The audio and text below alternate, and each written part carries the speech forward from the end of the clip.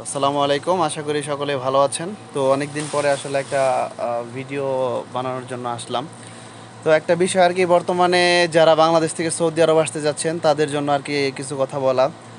তো বর্তমানে সৌদি আরবের এমনই অবস্থা, আসলে কি বলবো, বাংলাদেশে যারা আছেন তারা সৌদি আরব আসার আগে অবশ্যই আমি মনে করি তাদের চিন্তা করা উচিত আমরা বর্তমানে যে অবস্থানে আছি এর থেকে কি খুব ভালো থাকবো কিনা সৌদি আরবে আসতে গেলে। কারণ হচ্ছে সৌদি আরবে আসতে গেলে আপনাদের যে পরিমাণ টাকার খরচ হয় সেই পরিমাণ টাকা কি আপনি এই দেশে আসে ইনকাম করতে পারবেন কি না সেটা আগে চিন্তা ভাবনা করে আসবেন। কেন এই কথাটা বলতেছি সেটা হচ্ছে বর্তমানে যেই পরিস্থিতি, আমাদের বাংলাদেশের মানুষের আসলে কোনো মূল্যায়ন নাই এই দেশে। কেন এই কথাটা বলতেছি এর কারণ হচ্ছে এর আগে বিগত 1 বছর 7-8 মাস আগে বাঙালির কাজের রেট ছিল 12 ঘন্টা ডিউটি, 1500 রিয়াল বেতন।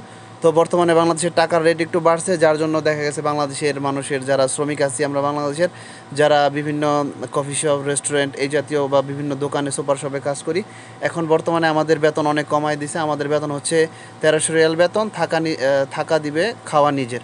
তো এইটাই চিন্তা করে আসবেন যে আপনি আসলে এখানে আপনার কত টাকা খরচ হইতে পারে, খাওয়ার, হাত খরচের পেছনে, নেট বিল।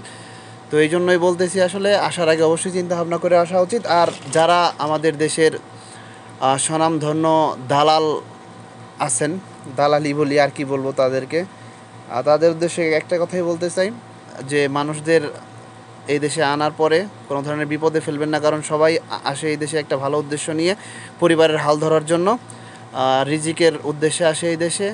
তো তাদের সাথে এই ধরনের কাজ করে যাতে একটা মানুষের বিপদে পড়ে, মানুষ তার ফ্যামিলি বিপদে পড়ে এবং মানুষ আসে অনেক কষ্ট করে, এই ধরনের যাতে কোনো সমস্যায় না পড়ে সেই দিকে বিবেচনা করবেন। কারণ আমরা সবাই মুসলমানের অনেক হিসাব করে কাজ করতে হয়। আশা করি বুঝতে পারছেন আমার মেসেজটা। তো যারা নতুন আসবেন তাদের জন্য এই ভিডিওটা। আসসালামু আলাইকুম।